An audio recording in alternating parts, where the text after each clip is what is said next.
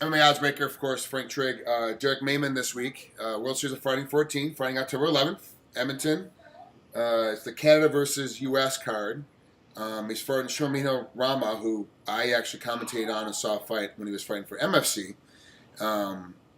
This is obviously the American side versus the Canadian side.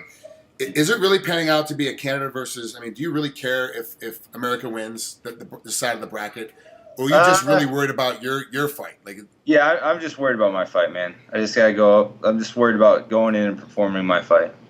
is there anybody else from your camp that's fighting on the card? No, nope. Okay, so it really doesn't matter if it's No. You know. There was a possibility Steve Carl might, but Okay. it doesn't look like it. Yeah, and there's actually I just left Extreme Couture's here in Las Vegas. I was just training over there. I got back, and a couple of the guys that I was interested in seeing on the prelims have since been removed because they have to have an equal balance of Canada versus U.S. There's too many U.S. guys, so they got pulled off. Yeah. So some of the guys I was looking to watching the fight aren't going to fight now. So it's but really it's more for the fans than it is for the fighters. It's give us. I'm an American. Let's sit here. I'm going to cheer for the American side. If I don't know the fighters, I'm going to pick the country that I want to win. Of course, I'm an American, so I want the Americans to win. That's just how it works. It's like if I don't know the fighters, but I know one guy wrestled Division I, then I'm picking that guy. Like I'm a wrestler. That's how I pick. It's just uneducated. That's my pick as a fan. Yeah. All right. Yeah. Right on. If somebody doesn't know who you are and they have to pick between Mehmen and Rama, why are they going to pick you? Like what's besides countries? Take Canada and U.S. out of it. Why are they going to pick you as opposed to picking anybody else? Man, that's a good question. Sell yourself, Derrick. Sell yourself.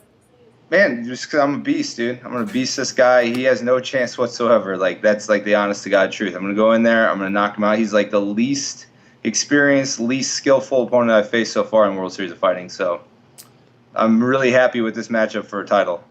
Rama is 8-1 with only one loss, and that was back at NFC 38 and to Anthony Hamilton. Yep. Derrick, on the other hand, is 18-5. I mean, he's got a tremendous amount of experience. You couple of losses, a couple of them early. David Branch early in your career, and Mike Chesovic was a little questionable, but inexperience was the problem more than anything. You started beating some guys with some names. Of course, Scott Barrett, Dave Huckabee, your last two fights. And their very first fight was Holes Gracie in World Series of Fighting, and knocked him out in the second round. With a punch. Did that factoring into, hey, I'm about to fight a Gracie? Did that kind of hype you up a little bit, or were you one of those new school guys? Because my era is like if we're fighting somebody with the last name Gracie, whether they're related or not to the family, a direct lineage, if it's the great grandson, the 15th nephew, 57 times removed. It's still a Gracie when it comes to MMA, and you always have that thought process like, "Hey, I'm about to beat somebody with the last name." Did that play into factor, or are you? Sure, man. It definitely motivated me a ton. Like it was super exciting, dude. Great, like the Gracie name. I was talking to people working here and at work that have no idea about MMA, and they're like, "Oh, you're fighting a Gracie? Holy shit, you're fighting a Gracie!" You know what I mean? So it just brought so much notoriety and so much more publicity to the fight, dude. It was like impossible not to like pump me up. And then on top of that, I was brought in to lose to him, so it just made it like just had a little chip on my shoulder. I just I was ready to whoop some ass, and it was a really cool moment. So. That's funny because my next question was going to be, did you realize you were supposed to lose to him? That was the whole point. Yeah, I realized I was supposed to lose to him. Yep. That's great. I love it when the fighter thing is messing people's plans up. You know what I'm saying? I like messing people's plans up. And that's you screwed up World Series of Fighting. Like they completely thought that Holes Gracie and have a Gracie with the name of one of the patriarchs. Holes is one of the brothers that really was an amazing individual, amazing and died way too young. And could have brought so much more to the sport if he was still alive today. And he's got the name, so it's like that lineage comes through, and they obviously World Series of Fighting wanted that guy. They wanted that name in there, to be part of the ranks, and Derrick didn't want it to happen. Hey, dude, now they're stuck with me. What do you do? Well, it's not a bad shot. It's not a bad mix-up.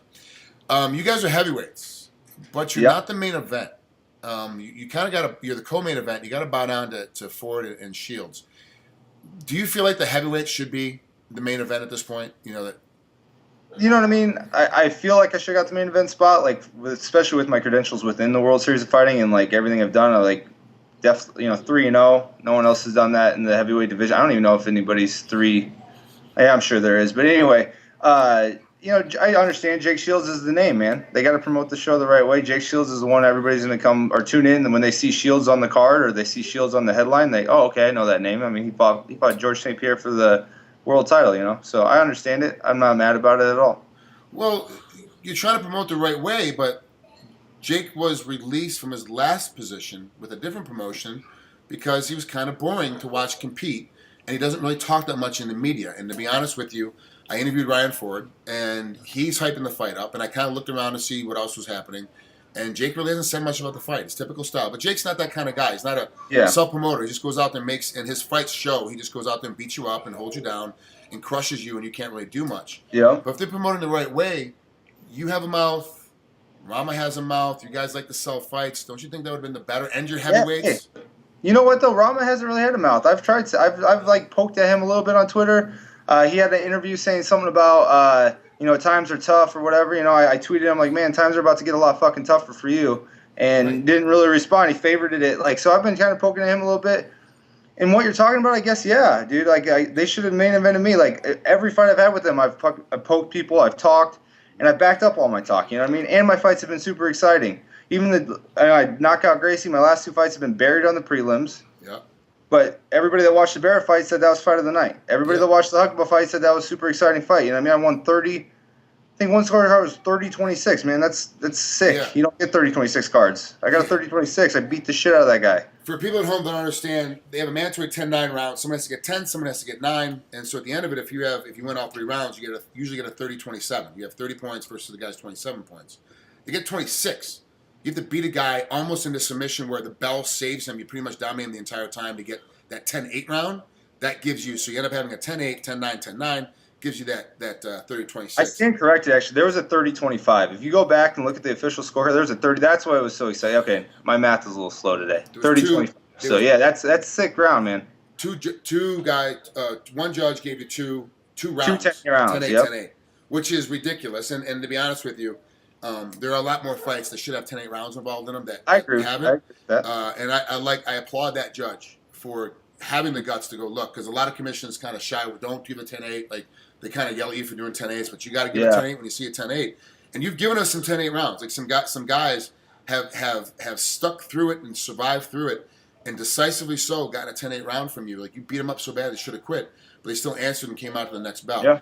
Do you, of all the fights you've had, of the 18 wins, first let's go through the toughest guy that you fought. Maybe not you didn't finish him, maybe you didn't TKO him, but the toughest guy that you fought, you're like, wow, this guy, he took everything I got, he gave it back some. Doesn't have to be a back and forth, but the one that you knew that was like, wow, he's really, really close to me. I just had to be a little bit better that night. Maybe not so much a little bit better that night, but Scott Barrett, dude, was the dude, super tough. Like, I feel like that first round, I should have probably had a 30-26 in that fight. And I put everything I had into that dude in that first round. I think I knocked him down with an uppercut twice, maybe it was, and almost finished. Dude, he was out on his feet, I swear to God, like, toughest dude ever. And then came back at me, second, third round, never took a step backwards. That kid never took a step backwards. So, definitely the toughest dude I've ever fought. And you beat him decisively. Yeah. Troy Vaughn was the ref at that point. But yeah, it was a decisive. Not at home watching it, it looked like a very easy win. But then you're saying this guy never took a step back. He's always pushing the pace. He's always in my face. He took everything I had to give him. That all of a sudden, that's a tough fight. Yeah, it was a tough fight, man. It was not an easy win whatsoever. I mean, so those guys for me when I was competing, and you tell me your opinion on it. Those guys like that kind of scare you a little bit because they're always still in the fight. You're beating them up. You're winning going into the third round. If the third round ended halfway through the third round, you're definitely going to win a 30-26 round. But they still have that one-punch knockout power. They still have that ability to kind of cut you one time. They've got a crazy elbow or a crazy something. Do those guys make you a little bit more worried than the guy is going to stand there right in the pocket and throw toe-to-toe, but kind of that might have a suspect chin? Oh, yeah, for sure, man. They got a chance all the way to the last second. I knew going into that third round with him, I'm like, man, I got to grab my nuts here and fucking really, really bury it. You know what I'm saying? Like, it was – I mean, I knew it wasn't going to be a coast, like, oh, let's just coast through and win this round. I knew it was going to be a dogfight, so. Where does this win over Rama? You beat Rama up in the first round. Let's say just best case scenario, a great battle going back and forth. The fans at home are excited. We're loving it. It's 4 minutes, 59 seconds. You crack them, boom, knock them out. Fight's done. They wave it off. It's all over. where are you now ranked in the heavyweight division worldwide? Not just within World Series of Fighting, but overall. What do you think it puts you? I mean, I think that puts me easily in the top 20. You know what I mean? I'm already hovering at the top 20. I'm like 30 something on a couple of like Fight Matrix or whatever it is. So I mean, this is a good win. Beat this kid up, and yeah, it puts me right up there in the mix of the top 20. Get a couple good wins, and I'm in the mix of the top 15 in the world here, a couple fights away. And I talked to the president, Ray Seffel, a couple days ago. His interview will shortly be up on MMAOddsBreaker, and he talked about how Ray's a great president. He's a great face to have in front of the company because he loves working with everybody. He understands from a fight standpoint, a real fighter standpoint, what's like to be out there, the hustle, the struggle. And he's like Scott Coker over Bellator, where he wants to work with everybody. So if somebody comes calling with a better deal for you, they're gonna go ahead, go fight over there. Go over there and get this other deal. I know it's tough to say without talking to your manager and finding out what the money is. But if another promotion comes calling, would you entertain the idea of leaving World Series of Fighting and going over there to go compete, or would you say, you know what, I want to stay with these guys. They're taking care of me for my last 3 fights, now 4 fights. I want to stay just a couple more fights and get a little bit more, a little bit higher in the rankings before I make my jump, or would you jump the first chance that comes at you? You know what? I think that's so hard to say, like you said, without knowing. Like, barring the UFC offering me a great deal, I'd probably stay. You know what I mean? I'm really happy with World Series Fighting. Like, I made my debut last September, so I fought 4 times. This will be my 4th time in just 3 weeks over a year. Yeah. Like that. Like, dude, they're keeping me busy. I can't complain. I just signed a 4-fight deal with them, starting this fight, fresh deal, and they treated me really well. Like, they gave me everything I wanted in the contract. So, I fulfilled my contract with them before I left. And hey. They're doing the pay-per-view thing. If that thing jumps off, I might never leave. Who knows? And that's a sign of a true athlete. Like people forget that. Yeah, we're hunting for the money. We're trying to provide for our families, but we also have a very loyal responsibility. We're loyal to our coaches. We're loyal to our fans. We're loyal to our trainers. We're loyal to our training partners that show up every day to to give us a butt kicking or take one. And then you have to be loyal to that piece of paper. And it's tough to find with a lot of these new breed of guys that that are in your wheelhouse as far as age goes. And you're only 29, so you have that group that feels like, the next best deal coming along is be good. You just saying, no, I'm probably going to stay here and finish up my contract before I entertain other ideas is a testament to who you are as a man, as a person. Do you feel like the World Series of Fighting will do a good enough job of promoting you and pushing you while you're helping out their company? I hope they do. Obviously, with everything, with every relationship, there's good and there's bad. And for all the good things they've done, obviously I've had my arguments with them, like being buried on the undercard in my last 2 fights after knocking out Gracie. I think they might have been able to promote me a little bit better after having KO over the year for Inside MMA. You know what I mean? They could have definitely ran with that. But is anybody perfect? No. People make mistakes. So, all I got to do as a fighter is keep coming, perform. And I think everything else will take care of itself. I'm giving them no choice but to promote me, basically. Are you able to be a full-time fighter and only worry about fighting, or do you have to work as well? I work. Yep, I work 2 jobs. So you need a little bit more money coming in. So yep. Is this new contract going to be enough money for you to be able to stop working outside? Not quite. Okay. Not quite. I'll be able to quit one of my jobs, so that's good. So how many? You say you have 2 jobs. What are they? 2 jobs. Well, I bartend, and then I DJ too. So not like I don't mix tapes. It's kind of awkward, but I DJ at a strip club. So I announce girls up to the stage and take them off the stage, and so it's pretty simple work. But it's a job that pretty much you do 2 jobs that 95% of the men on the planet want to have: fighting inside of a cage, beating another man up legally without getting arrested, and telling Cinnamon, Mercedes, and Jasmine they have to get to stage 1. Yep. Let's be honest. You pretty much have the dream job. You just made it so much more difficult for me to say, look, World Series of Fighting will pay you more. Because even if they did pay you more, I wouldn't suggest you quit that job. Right. I guess, yeah. Nice. All right, Derrick, man, I appreciate you coming on the MMAOddsBreaker. Appreciate it. It's been great to talk to you.